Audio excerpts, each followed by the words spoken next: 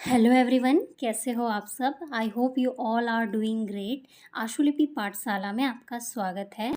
आज मैं आपको अध्याय 17 अधिकरण सिद्धांत करवाने जा रही हूँ। आज हम अभ्यास 3 करेंगे। लास्ट वीडियो में मैंने आपको अभ्यास 2 करवाया था। आज हम अभ्यास 3 करने जा रहे हैं। वैसे तो अधिकरण सिद्धांत में 2 भाग हैं। अभी मैं आपको भाग 1 करवा रही हूँ जिसमें 5 अभ्यास हैं और भाग 2 में भी 5 अभ्यास हमें करने हैं। जैसा कि मैंने आपको अभ्यास 1 में इस चैप्टर के सारे रूल्स समझा दिए थे, उसी रूल्स को फॉलो करते हुए ही हम अभ्यास बना रहे हैं। अगर आपने वो वीडियो नहीं देखी है तो आप मेरे चैनल के प्लेलिस्ट पर जाकर उसे देख सकते हो, या फिर मैं इस वीडियो के डिस्क्रिप्शन में उसका लिंक डाल दूँगी, वहाँ से भी आप उसे देख सकते हो। तो चलिए शुरू करते हैं।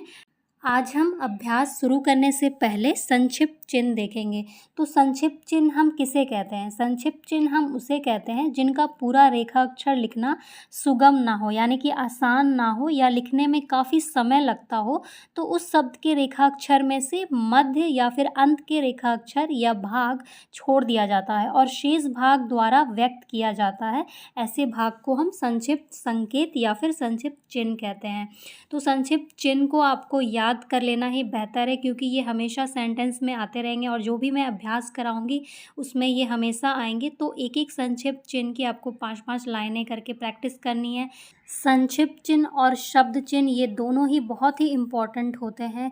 ये आगे आपको बहुत ही काम आने वाले हैं। आप शॉर्ट हैंड की अगर स्पीड बढ़ाओगे तो इनसे आपकी स्पीड बढ़ेगी, क्योंकि ये बहुत ही शॉर्ट में लिखे जाते हैं और जल्दी लिखे जाते हैं। इससे आपकी स्पीड बढ़ती है। तो इसकी आप प्रैक्टिस करते रहा कीजिए हमेशा। अब हम आगे कुछ रूल्स देख लेते हैं। जब किसी वाक्य में कोई क्रिया ता ते ती से आ रही हो और उसके पश्चात है, हैं, हो आदि कोई अन्य सहायक क्रिया आए तो ता ते ती की ध्वनि के लिए इससे पूर्व ध्वनित रेखा अक्षर को आधा कर दिया जाता है। इसे हम एग्जाम्पल से समझने की कोशिश करते हैं। जैसे कि देखते हैं, इसमें भी ते आ रहा है, तो इससे पूर्व जो भी रेखा अक्षर है उसे हम आधा कर देंगे। देखते हैं, है का हम आंकड़ा लगाएंगे ते की जगह। जैसे कामना करते हैं, ते की जगह हम है का आंकड़ा लगाएंगे, ते नहीं लिखेंगे। किया जा सकता है, इसमें भी हमने है का आंकड़ा लास्ट में लगाया है। कर सकते हैं, इसमें भी है का आंकड़ा सिर्फ लगा है, ते का नहीं लगा है। अब हम आगे देखते हैं। अब हम अभ्यास बनाना शुरू करने जा रहे हैं। तो पहला वाक्य है, जनतंत्र की सफलता के लिए यह अनिवार्य है कि एक बार कोई प्रस्ताव बहुमत से पारित होता है तो फिर प्रत्येक का, चाहे वह उसका कितना ही विरोधी रहा हो, कर्तव्य हो जाता है कि उसे सहर्ष स्वीकार करे और उसे कार्यान्वित करे।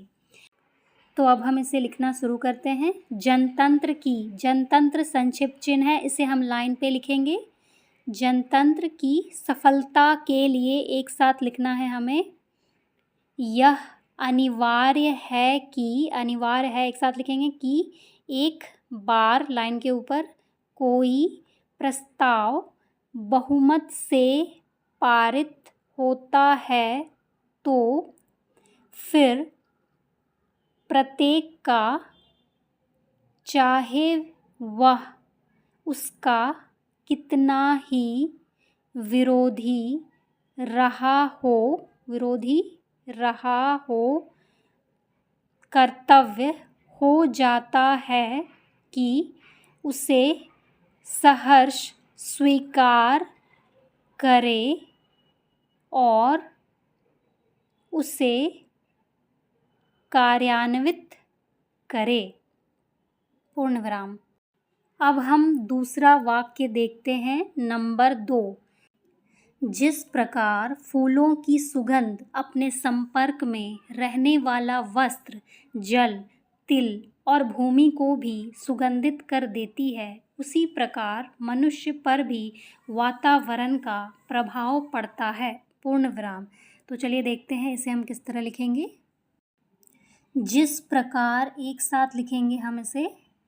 फूलों की सुगंध अपने संपर्क में एक साथ लिखेंगे।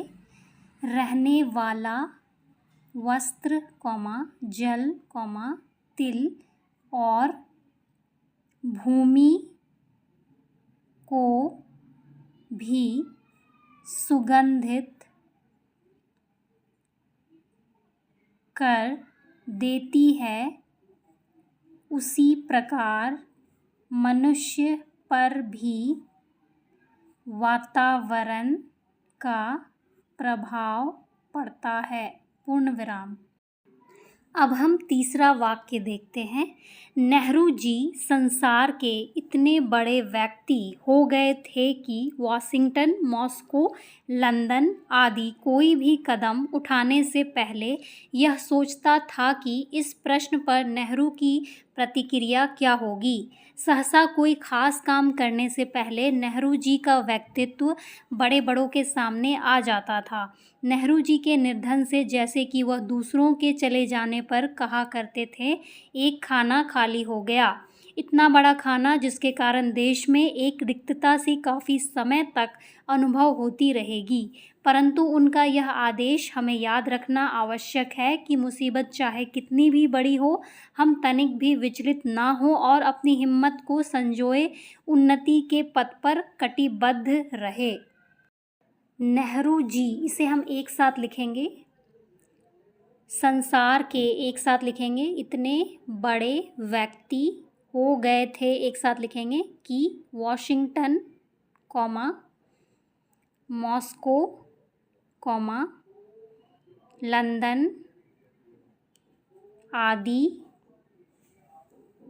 कोई भी कदम उठाने से, एक साथ लिखेंगे, पहले यह सोचता था कि इस प्रश्न पर नेहरू की प्रतिक्रिया क्या होगी। पूर्ण विराम।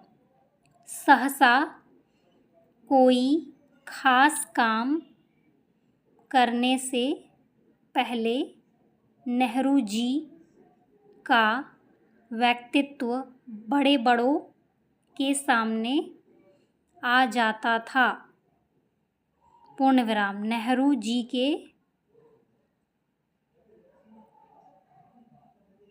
के निर्धन से जैसे कि वह दूसरों के चले जाने पर कहा करते थे, एक खाना खाली हो गया। पूर्ण विराम।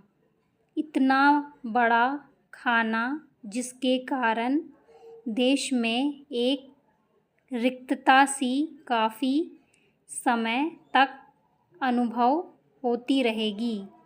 पूर्ण विराम। परंतु उनका यह आदेश हमें याद रखना आवश्यक है कि मुसीबत चाहे कितनी भी बड़ी हो, हम तनिक भी विचलित ना हो और अपनी हिम्मत को संजोए उन्नति के पथ पर कटिबद्ध रहे। पूर्ण विराम। तो यहाँ तक आप मेरी वीडियो को पॉज करके इसे आप अच्छे से नोट कर लो। Okay, thanks for watching.